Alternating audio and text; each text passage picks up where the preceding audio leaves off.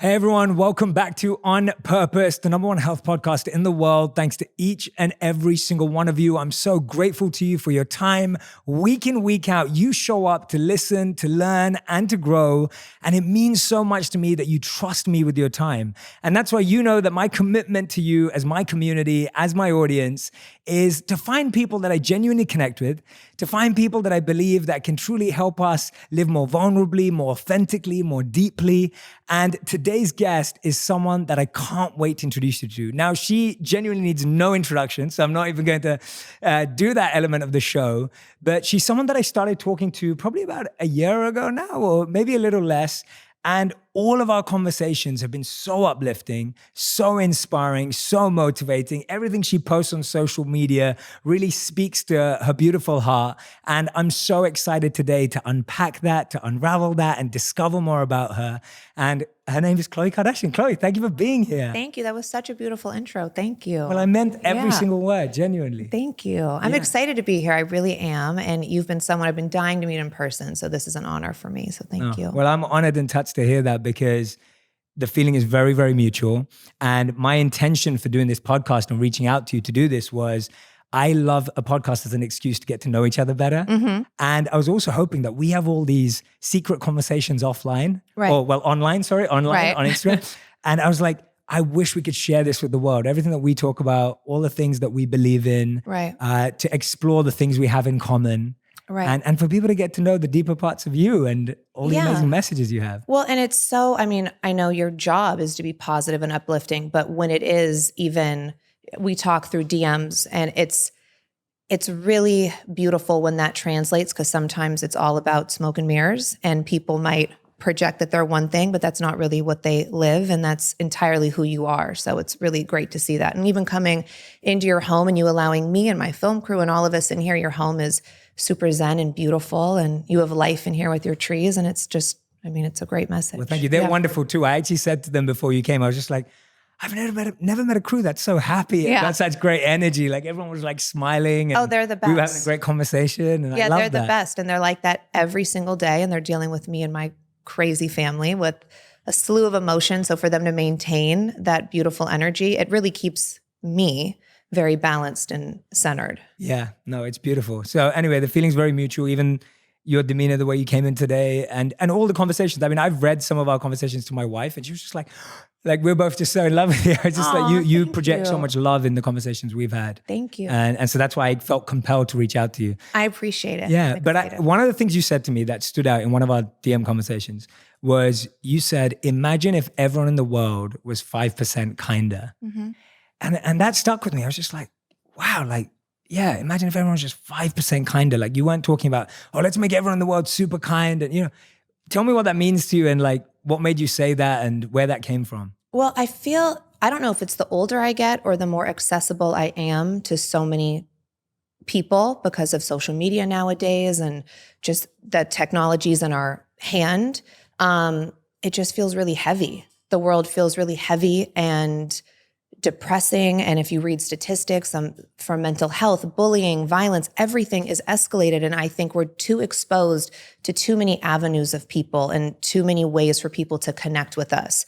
And we are all made up of energy. And when people either take too much from you, it is a ripple effect. And sometimes if someone projected negativity onto you, you just instinctively will project it back to them or as a defense mechanism to somebody else. And it's also not fair to misdirect that energy because it is a ripple effect and it goes to other people. But if we were to be a little more self-aware, and when someone is mean or negative to us, instead of us being combative back, if we were just like, why are you hurting? Or just even like, okay, and just took it instead of having your ego involved where you have to shout louder. If you just took it, that's even just being kind. I'm not saying people have to go buy roses for everyone or whatever, but even opening a door, smiling at someone, you don't even have to talk. It's a universal language that everybody understands. That would give a ripple effect, or even the karma back to you that you're going to receive a little bit more kindness that day. I think it's highly naive of me to say 50% or I want everyone to, think that they're surrounded by glitter and unicorns. Like, that's just not reality. It is. And it's also cool when life gets heavy too, to see how you can manage and filter through it. But that doesn't mean we still have to be horrible people to one another. Yeah. No, I love that. I love what you're saying, because I think we also, and you touched on this, we think being kind means these big gestures, or like having to save the world, or, you know, doing something really colossal. Like, it has to be big and expansive. But you're right that we forget and we underestimate how much just a smile, a kind word, a kind message, or thinking of someone can just change someone's day. And I love those simple things, because I think that those are things anyone can do, and those are things everyone can appreciate. Whenever I have like a waitress or someone, they are busting their butts to work, and they're cleaning tables, and they're serving you. It's a beautiful thing. And instead of just like, you don't even look up at them. If you just look at them, stare them in their eyes and say, thank you. Or you can tell that people are so rude to people in any service industry, because they almost get like shocked, like that someone's staring directly at me. And as a human, you never want to feel that you're invisible, or that people are looking past you. You want people to look at you. And even just that alone, that makes someone's day. And if someone was having a bad day, or feeling like, man, I can't get by, I'm working my ass off, and people are just mean to me, it depresses them more. Like, it's like, just look at someone, hey, how are you? Thank you so much. Like, that's it. A busboy, anything. I think we all take for granted how hard everybody works. No matter what your job is, it's still a job. And just a little smile, or a little, hope you're having a nice day. Like, something so simple, it does nothing for you. Like, why does that hurt you? Just do it. And it could really change their entire day. I love anything that helps me feel better and is made up of quality ingredients. That's why it's so easy for me to tell you about Four Sigmatic. They specialize in mushroom-based drinks that benefit our immunity, our energy, and longevity, and help us live healthier, more enhanced lives.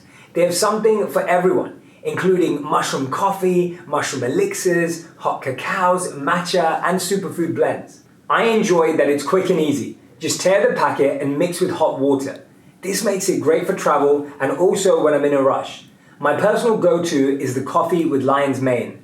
Lion's mane mushrooms have been used by the Buddhist monks to help with focus during meditation, and focus is something we all need in today's digital age. It's half the caffeine and double the mental clarity. I was worried about the taste since it's mushroom, but it tastes just like coffee. I have a special offer just for you right now. You can receive a 15% off your purchase from Four Sigmatic. Just go to foursigmatic.com/purpose, or use the discount code PURPOSE at checkout. That's foursigmatic.com/purpose. Caseta by Lutron offers smart lighting control, brought to you by pioneers in smart home technology. Caseta's smart dimmers and switches replace the switch on your wall, making all of the lights that switch controls act smart.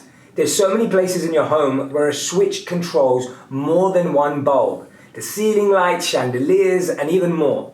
You can save money by replacing the switches instead of replacing all those bulbs. Smart bulbs give you the ability to control your lights with an app or voice assistant. Caseta gives you the best of both worlds, smart lighting control from an app or your voice, and control at the switch that anyone can use. My favorite feature is the Smart Away feature, which randomly turns on and off during the evening to look like you're home even when you're not. So get smart lighting the smart way with Caseta by Lutron smart switches. Learn more about Caseta at lutron.com/purpose. Again, that's lutron.com/purpose. Go be smart. Yeah, I remember a huge mistake that I used to make. Like, this was something that I wish I never did, but I did. And I literally used to walk into Ubers or Lyfts, and I'd be on my phone and I wouldn't say anything, because, you know, you've already programmed where you want to go. Right. So you don't need to talk to the person if you don't want to. And I would just walk in. I wouldn't even say hello. And I wouldn't say hello. I wouldn't say, how's your day? I wouldn't greet them. And it took one driver to actually not start driving for like 3 minutes. And he was like, hello, how are you? Oh, wow. And I probably even missed it the first time. And the second time he was like, hello, how are you? And he kept asking me. And it must have been like the third or the fourth time that I registered, because I was so busy. Wow. And I was just like, oh, wait a minute. And he was just like, yeah, I just wanted to ask how you were. And it just took me to that where I was like, I can even just saying hello. Now, I'm not saying you need to get into a big life story conversation with your Uber or Lyft driver, but the point being that I think they're still humans. Correct. Right. Correct. Yeah. And I think because of our phones and we're so busy, But remember, we all operated before our phones somehow. So life goes on. Do you remember that time? I do. And I miss that time. I do feel bad for like my little sisters who I don't think they ever knew that time because they were too young. They wouldn't have a phone at that age anyway. But we forget that we're all humans. And I also, yes, of course, we don't want to have, like, sometimes we're just tired and we don't want to talk. I get it. Totally. But I also, most people can be room readers. So if you go in the car, like, hey, how are you? Like, and that's kind of it. If they keep engaging, you're not being rude. You could still kind of just give short answers and hopefully they'll kind of get the clue and stop talking to you. And if not, maybe they just need someone to talk to. Definitely not encouraging anyone to get into a life story conversation. Just be human. I think you put it best. Right. Yeah, be human. We talk a lot about self-care, self-worth in our conversations. I see you post these amazing stories. And that's how I actually found out. I remember once you posted one of my videos and I was just like, oh, wow. Like I just felt very humbled and touched. But you share so many other people's. And I think you do such a great job of encouraging creators like myself as well in sharing that. Thank you. And not just me. And I know you share plenty of other creators as well, which is so beautiful. And when I started to see that, and I see that on your stories all the time, like it's either true or a true statement, right? It's either true or a true statement. And I love that. And I've commented back so many times and said, oh, I'm really glad you posted that, whatever. When did you kind of get to that space in your life where that became a priority? Like when did you come to that and you were just like, my self-care and this journey of self-reflection are important to me now? Like when did you get to this space of everything you're sharing now? Well, I've always been a writer. I write a lot and I journal. I write a lot, mainly for myself. And then I love it. It's so therapeutic. I did a lot especially when I was going through my divorce specifically, and it was so therapeutic for me. You're just even able, it's like a release. And sometimes when you write something, you either see how important it is or how silly it is to you at the same time, but it's out of your system and you could burn it, do whatever. And then I used to write, I would post a quote and then write a large caption. And it's before I had as many followers, and some people would tear it apart so much that they took out like the real meaning of it and they would make it into whatever they were feeling. And it wasn't what I was feeling. So I just chose to stop doing that as much because it kind of ruined it. Or like the blogs would create things. I'm like, but you took the beauty out of it. That wasn't what it meant. Right. But not everybody is as deep or as they just want it to be salacious and something way worse than it is. But I also started seeing how much people were craving some sort of guidance, if you will. And not that I'm that person to go to because I'm still figuring out my life. We all are. We're still just human beings and we're going to make mistakes and live our life. But I'm okay with sharing my failures because I'm secure enough in just me being a person. I'm still figuring it out. Yeah. I don't know what I'm doing every day, but I just realized what a positive reaction I would get when I would post something encouraging to other people.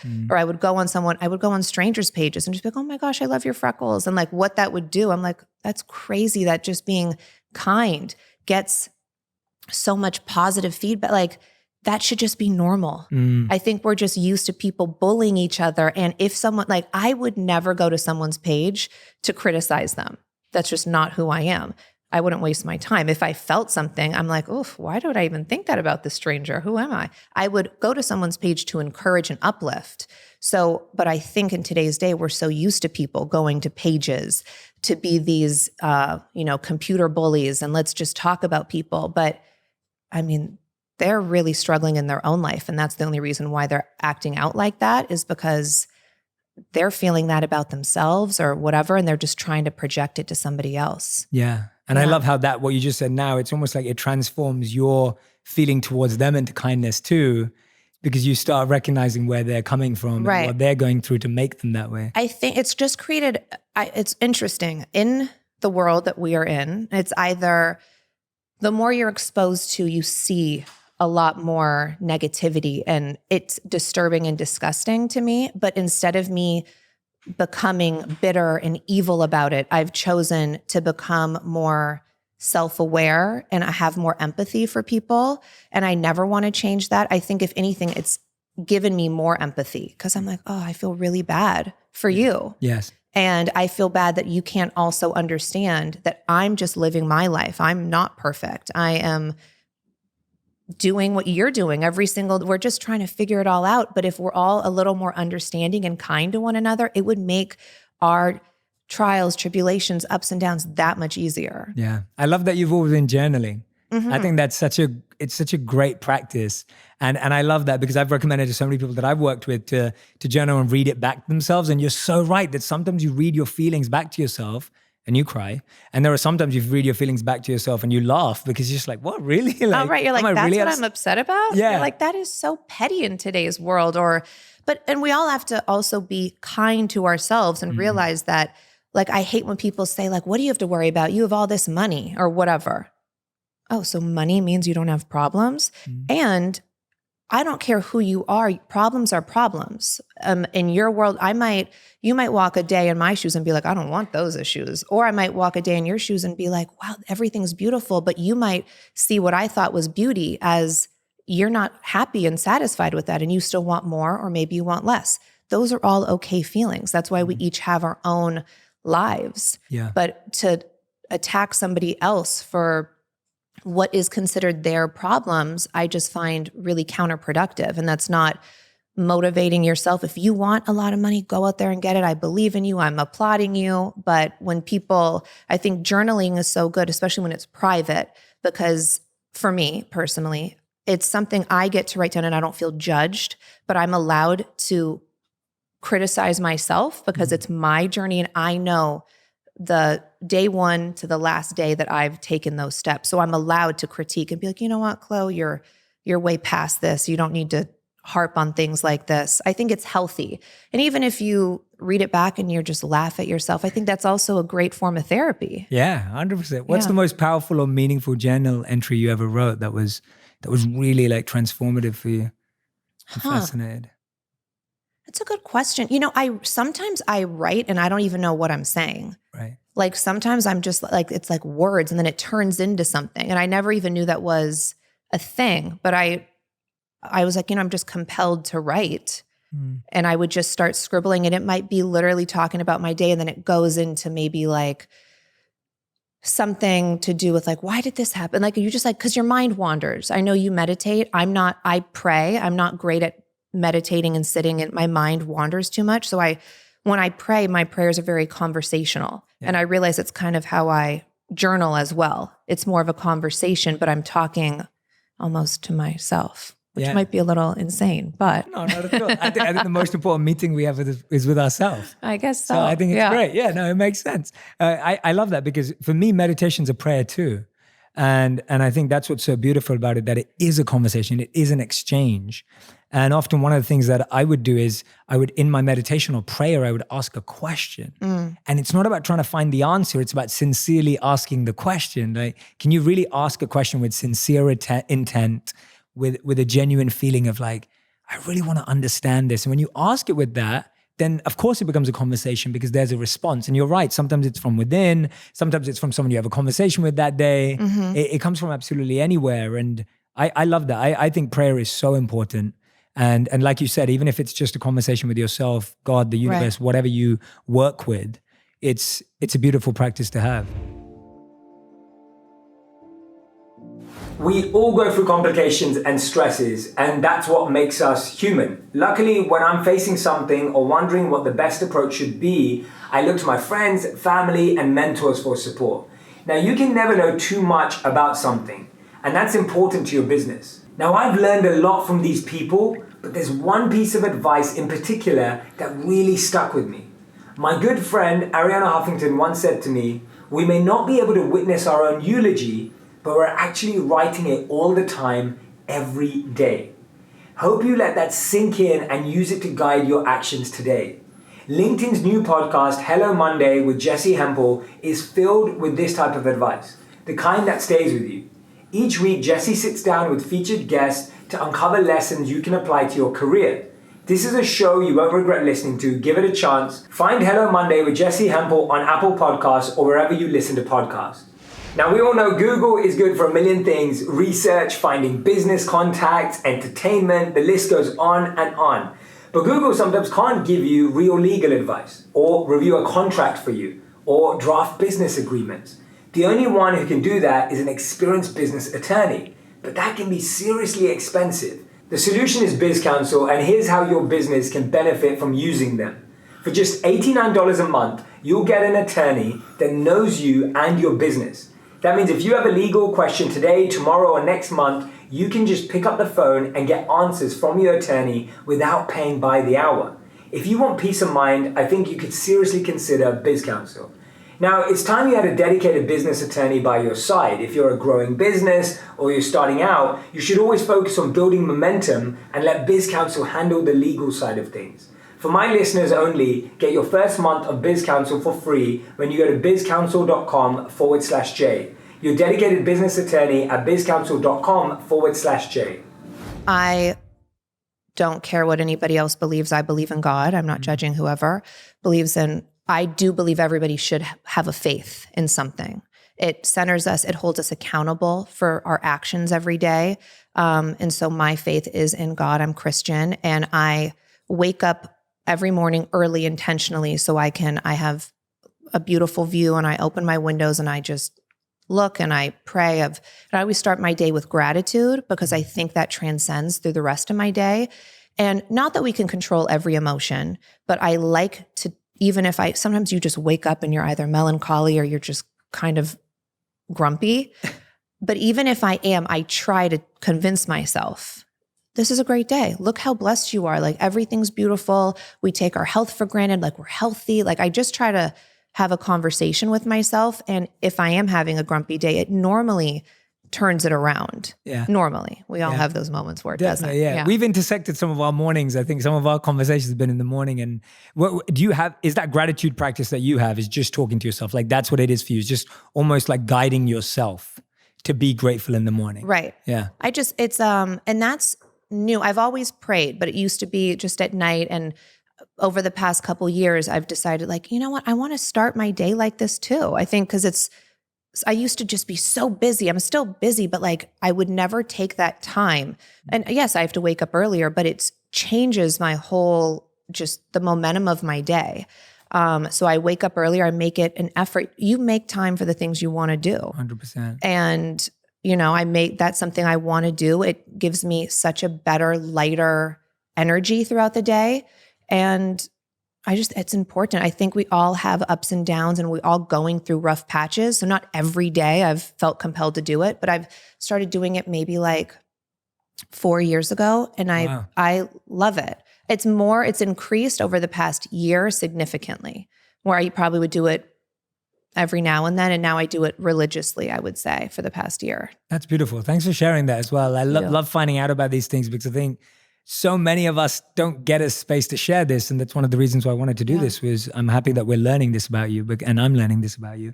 I love what you said about figuring things out, because I actually think when we're figuring things out, they're more relevant. Mm-hmm. It's almost like when you figure something out perfectly and then you teach it, right? It's kind of doesn't feel as real to everyone who's learning. But like you said, like when you're trying to navigate life and you're making mistakes and you're failing, and that's the same with me. Like I'm always sharing that everything I'm sharing in my videos is stuff that I've been through and I'm working through and figuring out.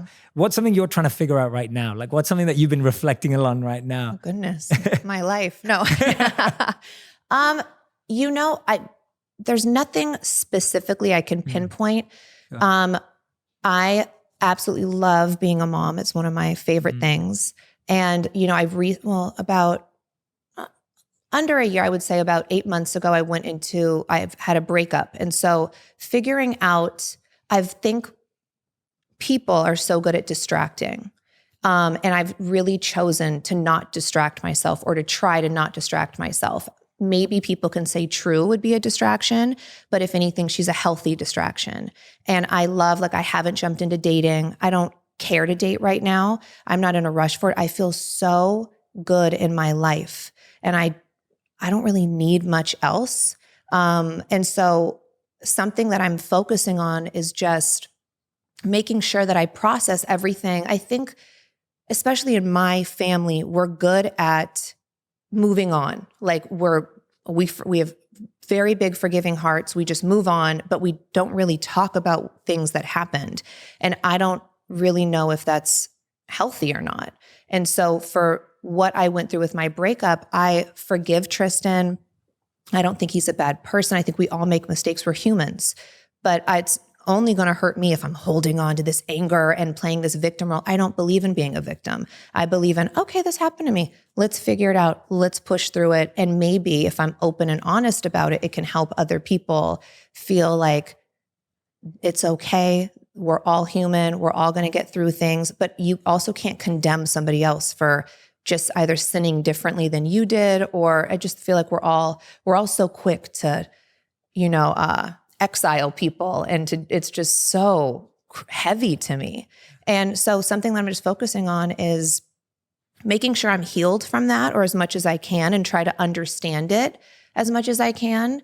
And then don't distract myself right now. And so I just try to have a lot of me time in the mornings, and that's where I kind of filter through that. Yeah. I think. Hearing that's beautiful.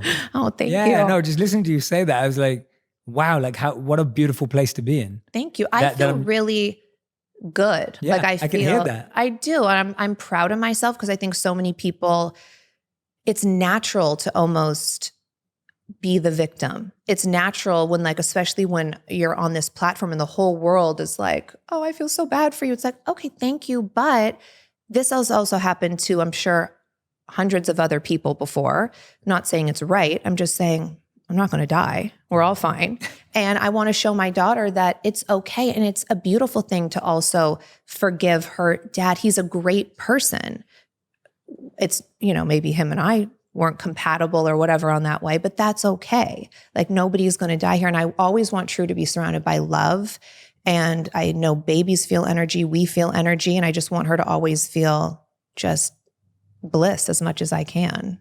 That's so incredible. I know it's not realistic every day, but as much as I can control it, I feel like it's my mama bear job to control it. I think so. Yeah. Well, when I'm hearing you say that, I'm feeling the energy of what you're saying. And to me, it sounds like I don't think what you're presenting is an ideal impossible. I think what you're presenting is a very real opportunity to say, it's my child. I want her to have this environment.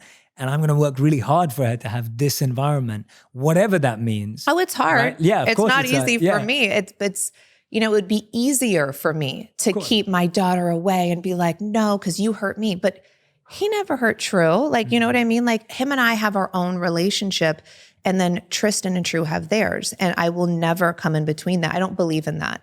But I attest that to my parents were incredible co-parenters.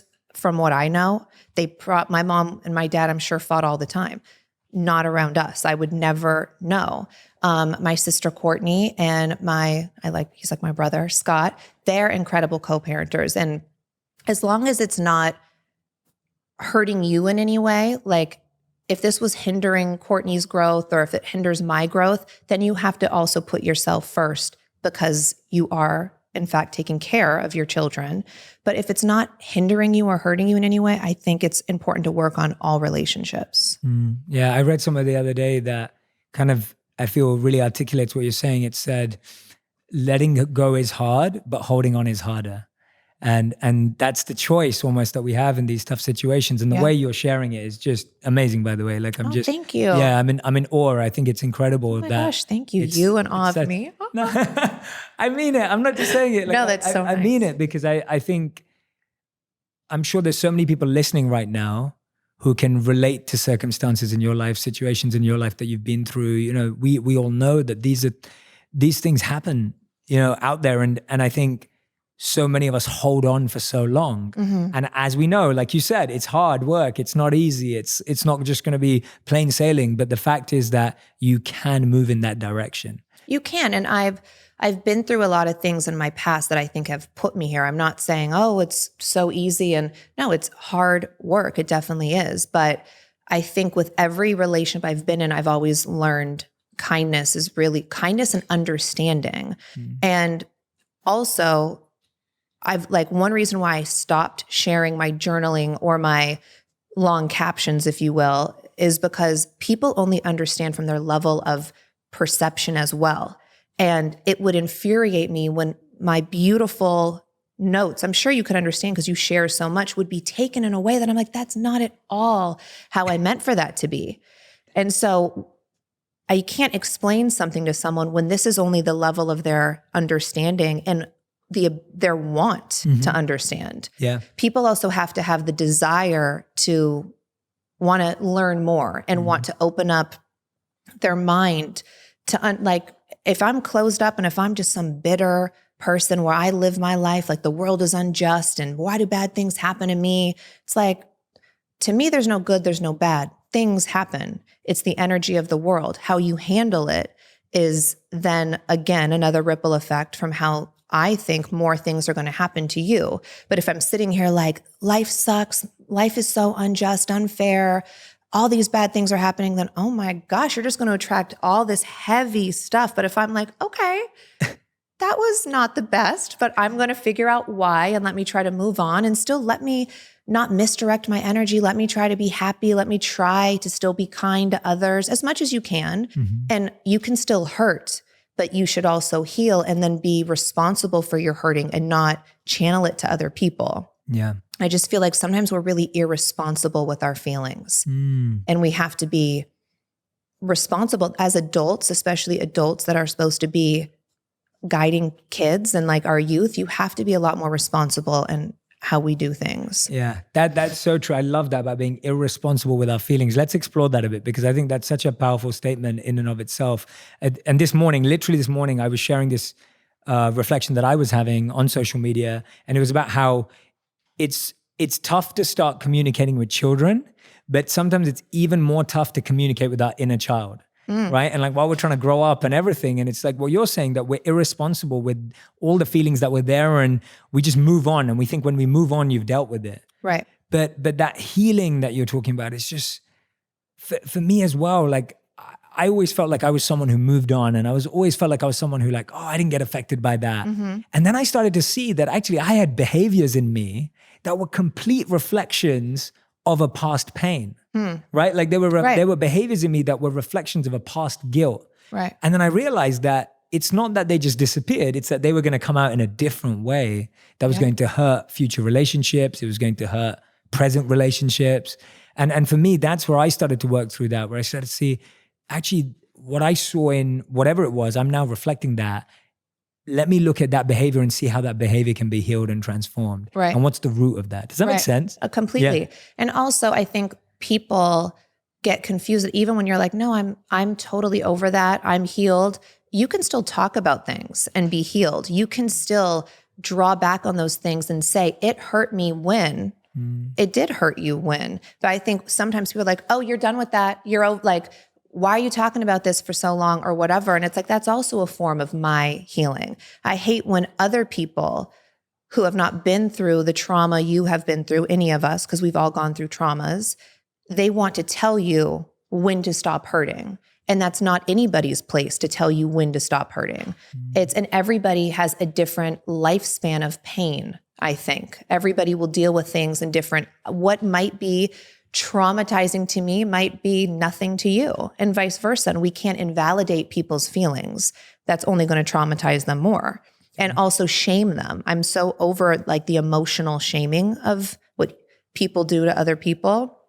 People can have their feelings and do what they want as long as they're realistic. You also have to step outside of your own self and be self-aware and say, okay, am I completely delusional? Am I making these? Because you could also, your mind, you can play tricks on, and you could start creating a false reality. As long as you're being, I think, really authentic and genuine about your feelings, I think it's okay to talk about your pains and traumas. I think especially if you're doing it in a way that's beneficial to other people, I think that's being responsible.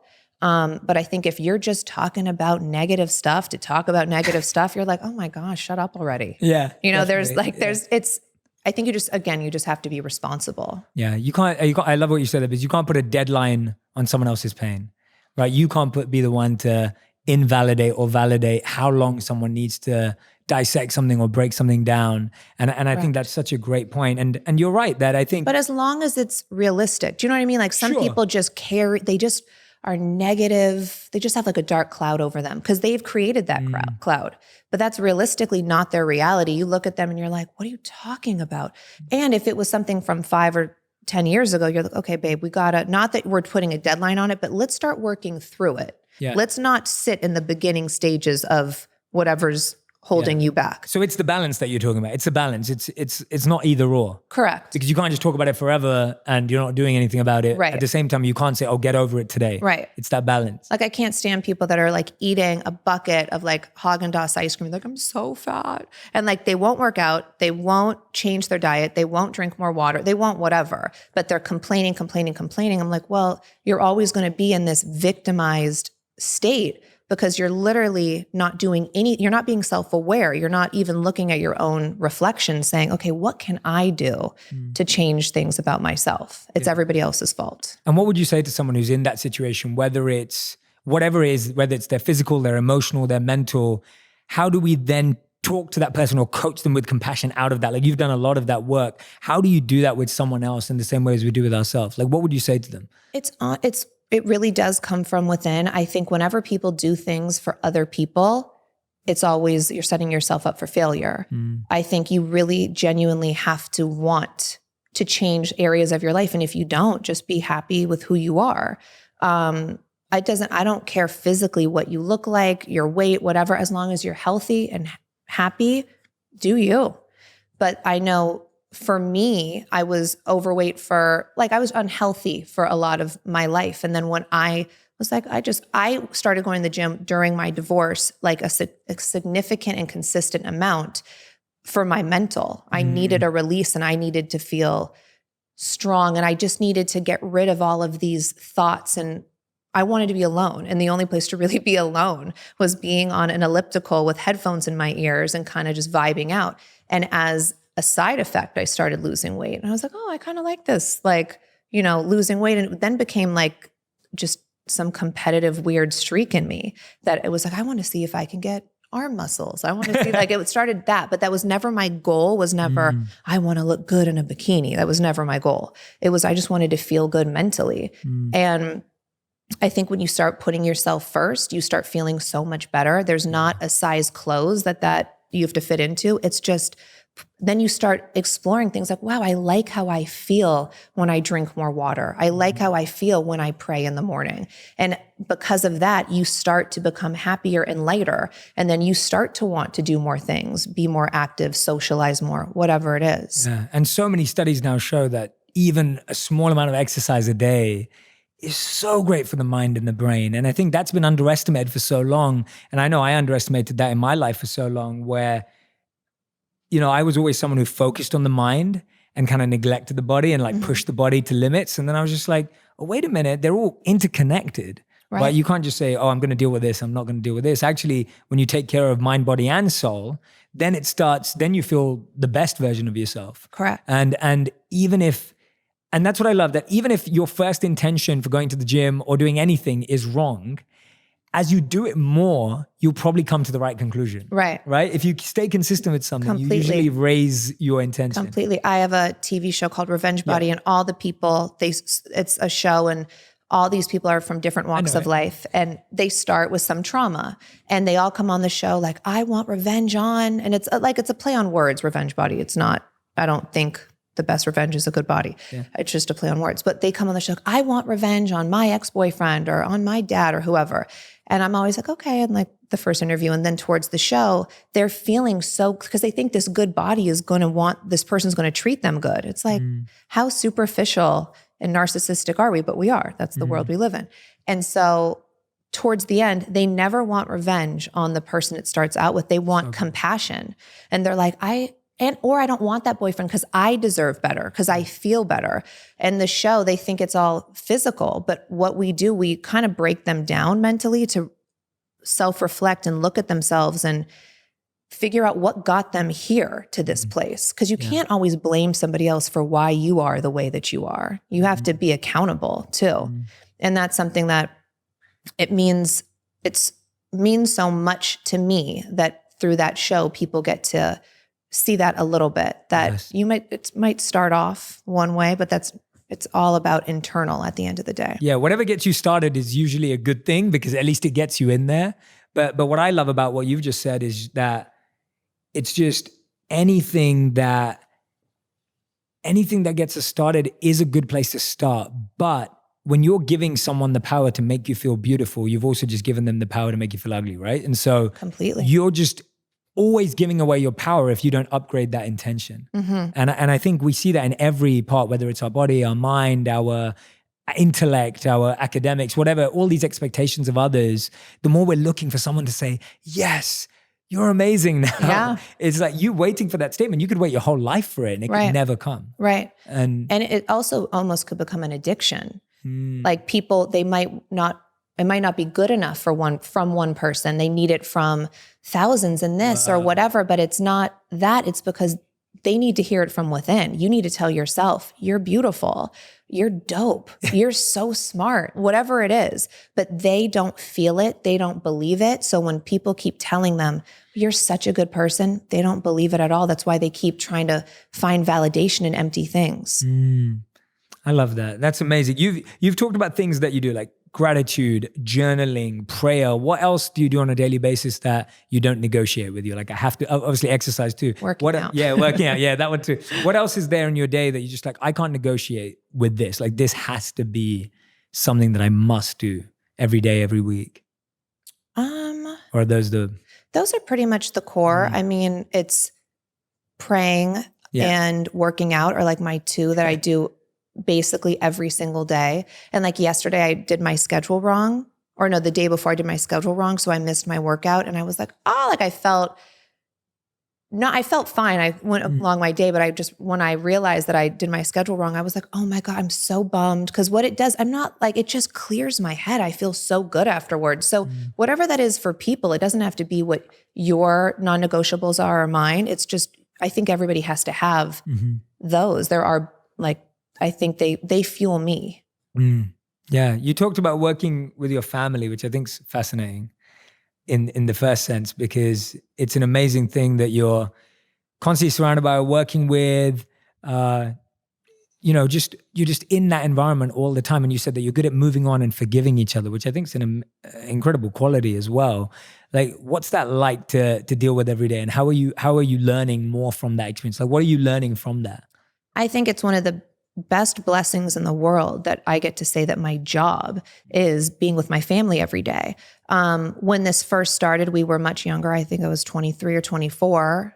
I'm still 23 or 24. So I don't know how that works, but yeah, we're in the same generation. Yeah, I'm like, what? Yeah. But it, when you get older, you all have your own families and kids, and not that anything happens, but you normally see your family holidays, not as frequently. We see each other every single day, and I'm honored to be able to do that. Yes, there causes more fighting or tension, but the thing that I've learned about my family is we are loyal, and no matter what disagreement we have or whatever, we'll always figure it out. We're not a family that's like, I haven't spoke to my sister in 7 years. Like, I don't know how people do that. And we are very understanding of each other. And I just think it's a really great dynamic. Like, we're understanding of if we're all going through something or whatever, we really try to be there for one another and support them through that.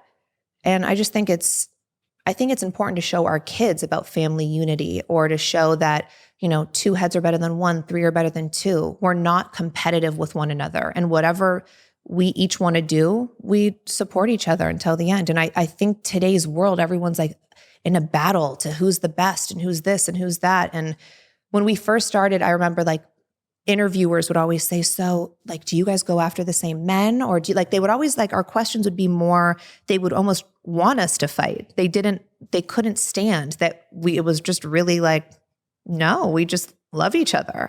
And I don't know why people love something salacious and twisted rather than beautiful and just kind. Right.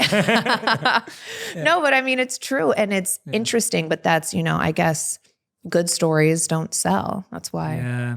And I think we can change that. Like the reason why I do what I do and what I really believe in and why we've connected and what I love about our connection is I genuinely believe that if we keep giving people, if we keep shooting for the lowest common denominator for people, then they'll settle for that, right? Like if you only put junk food in front of someone, they're going to take that and eat that. Right. But if you put healthy food that maybe looks and tastes like junk food, but that's, really amazing, then most people will switch. Right. And I feel the same is true of media. I feel the same is true of stories. I feel the same is true of everything. I believe that people are more beautiful, deeper, and smarter than we believe. And we don't always give everyone an opportunity to live to that. And therefore, people with influence, people with responsibility, people with power can either choose to sell something that shoots at the lowest common easy thing to shoot at. And it's easier to sell garbage, quite frankly. It's so much easier. But we are the ones with the influence and the power to say, no, actually, let's make people aspire for the higher that we know that's inside of them. Right.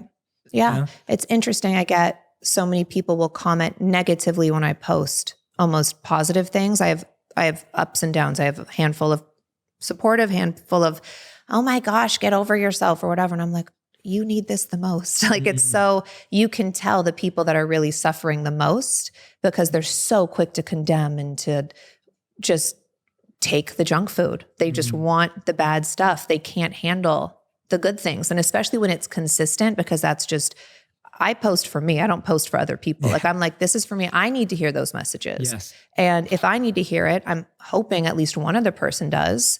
But it's interesting that you can see right off like the people that are resistant to it, because some people they also don't want to open their mind up to becoming better people, because sometimes your own comfort will restrict you from your own happiness though, because they're too afraid to step away from their comfort zone. They would rather just be complacent instead of actually finding like something that really makes them happy and excited about life. Yeah. And I think I remember being there sometimes too.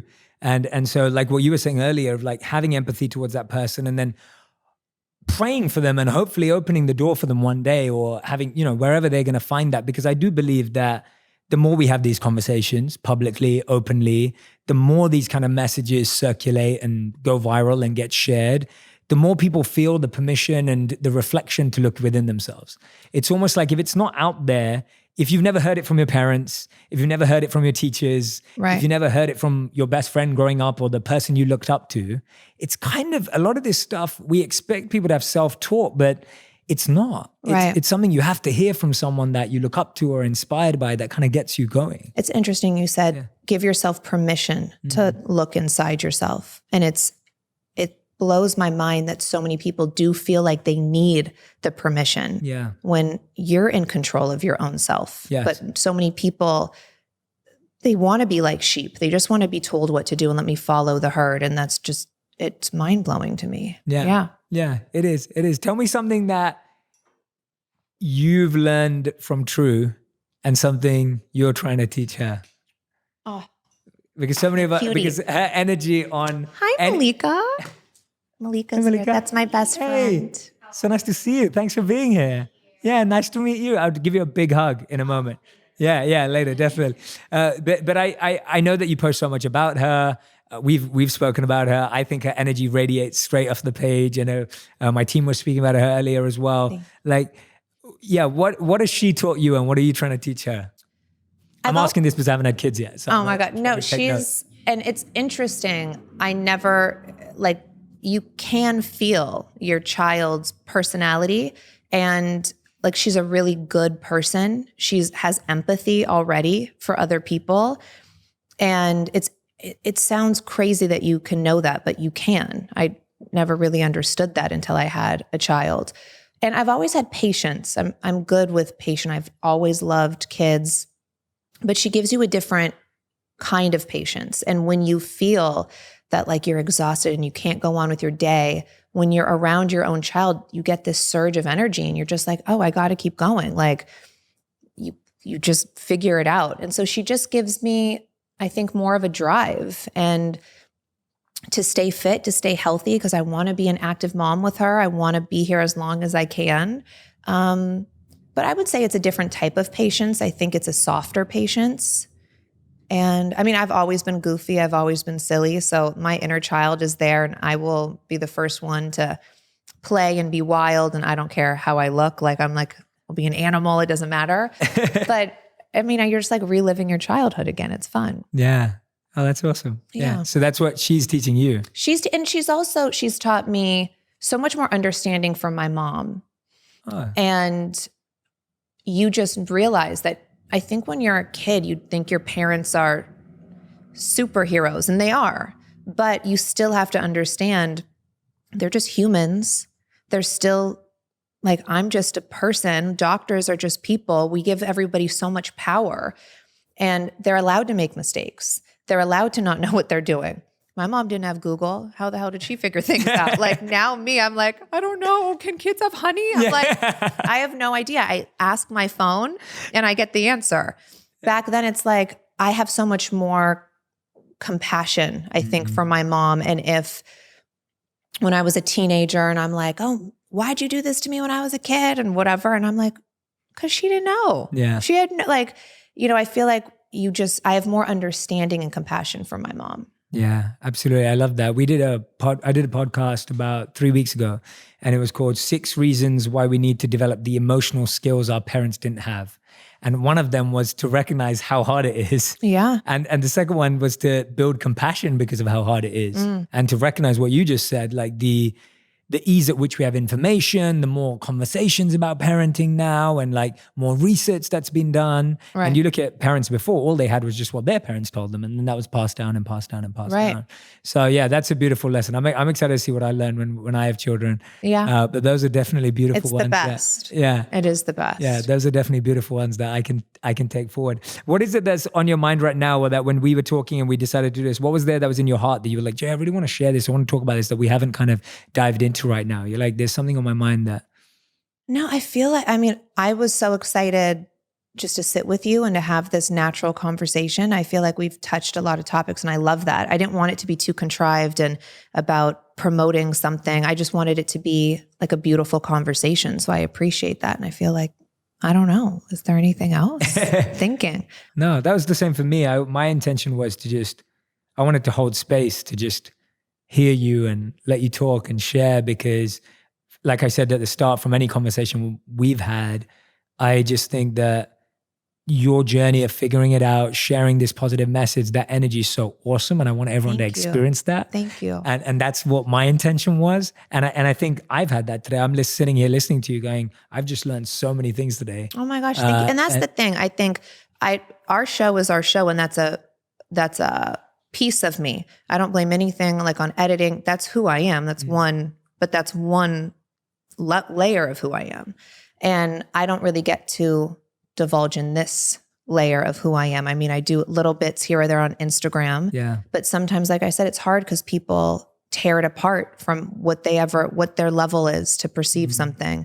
And sometimes that discourages me from wanting to share, because that's not at all what I meant. But when you're able to really vocalize something and have a natural dialogue, sometimes it's easier to share how you feel. So thank you for giving me this platform to do so. No, of course. That's what I love about podcasts in the first place, but also just like, just being able to dissect the topic for like 30 minutes, 40 minutes, like we need more of that to also understand people better and give people an opportunity. But I'm hoping that we're going to continue seeing you share your work. I'm hoping that we're going to see more of your journals. I'm hoping and praying that we're going to see more of that expression. Thank you. Because I truly believe it's helping people. Oh, thank you. And the percentages are always going to be in your favor, because I think the amount of people that are good and seeking good and are starting with good intentions is so much more powerful and stronger. And I want you to feel that. So thank you. Well, you're definitely a huge motivation. I know for so many people that I know, and I know it's scary and sometimes really daunting and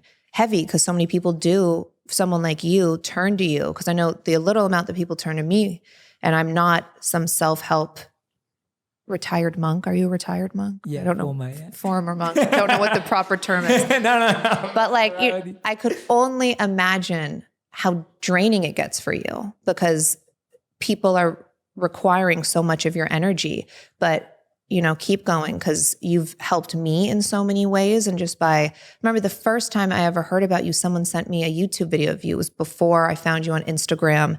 And I was like, who is this man? You're so moving. You're so genuine and kind with what you're saying. And from what I feel, non-judgmental. And it's just a really amazing trait that you have. And I know you're helping a lot of people, and you've made me feel like it's okay to share more things. And that's why I like to share more other people's stuff, because I feel like people, sometimes they get too critical if they think it's just mine, and they need to know that it's okay to share love and kindness the way that you do. So thank you. Yeah. And thank you for encouraging people like me. I'm humbled by hearing that from you. And it means the world. It really does, because there's a beautiful statement that was said by Martin Luther King. And he was talking about how like those who love peace need to learn to organize themselves as well as those who love war. And I think that those of us who are in this mission and purpose of wanting to spread kindness and not just in like this positive movement sort of way, like I think like real work, real healing, real transformation, not just like, oh, let's be happy, not that kind of stuff, but let's really do the work. Let's really heal. Right. I think it's really encouraging when we work together and we encourage each other and help to build stuff together. So, and sometimes people find it so like, oh, you guys are just so happy. It's like, I'm not happy all the time. Yeah. I have my moments, and I'm still very like, there's things I'm like, oh, really? I have to do that or whatever. Yeah. But then I have to also be like, okay, no, I get to do that. Like, I have to change my thinking. I have to talk to myself sometimes. So it's not like once you have this mentality, you're always in it. It's just a great reminder for ourselves. And also just to change your wording from I have to I get to, like little things like that. If you just try, if you're just aware, it would help you. I think people think it's also too overwhelming to just be kind, and like you said, it's a little 2%, not even have to be 5%, like it could just be a little bit, and what that shift will do for yourself. Yeah. Yeah. That's awesome. Well, I'm hoping that anyone who listens to or watches this conversation feels the energy that I'm feeling right now from you and from being in this space and hearing everything you've been saying. I hope that they get to feel that too. And I hope that they carry that throughout their day and their year. And we all continue to heal and grow together, because we're all figuring it out together. Yeah, we are. Yeah. And we end every interview with a quick final 5, which is like a rapid fire, quick fire round. So you can answer in 1 word to 1 sentence maximum. Oh my God. So these are easy. Okay. These are great. So the first question is, number 1, how do you unplug? How do I unplug? Yeah. That's 1 sentence. Well, you can say, Phone? Is that what I'm supposed to say? No, just generally. How do you unplug? No, how do you unplug? How do you choose to unplug? You can answer in a sentence. Or more. You can say more. I'm not good when you limit me to speak. Okay, I'm not going to limit you. I am a talker. I'm not going to limit you. I should not limit you. No, okay, let's go. I would just say I unplug in the mornings when I do my morning routine. Okay, awesome. Question number 2. What's one change that you made that you feel really boosted your life? One change that you made that really changed everything? Getting into fitness. Okay, awesome. Question number 3. What's your weirdest, strangest habit? Good question. We're gonna come up. What is it, Malika? What is my strangest habit? I feel like I'm weird. I've just never known anyone that still keeps their favorite treat for like 20 years by their nightstand. Ooh, what is it? I wasn't gonna go that far. Okay. Hot tamales? Hot tamales. I have a box of hot tamales by my bed. I love that. Never changed. But like, Thank you for being here. for 400 years. Is that okay? That's my weirdest thing. God. I love that. Question number 4. What's your wish for everyone who's listening to this episode? My wish would be, my wish would be is that they would focus on doing one kind act every day. And that could just be a smirk, hold a door open. It doesn't have to be overwhelming. I think if everybody who listens to your podcast actually did that, it would be magical. Mm-hmm. And question number 5, when are you coming over for dinner? Oh my God. What are you doing tonight? No, we'd love to have you over. Me and my wife love having people over for dinner to connect more and etc. So we'd love to. Oh, awesome. Okay. Malika. Yeah. Well, yeah. And I want to meet True. I know. She's going to do your next podcast. Yes. Oh my God. That'd be amazing. That would be the cutest thing ever. That. Oh, that would be awesome. That would be awesome. I'll hold you to that. Yeah, you're amazing. Khloe, thank you so much for doing this. Thank you for agreeing to this. I hope it's been meaningful to you. Meaningful and fun, insightful. Thank you. Awesome. Thank you. And I hope we do many more of these. Yes. Yeah. Thank you, Khloe. Thank you. Thanks, guys.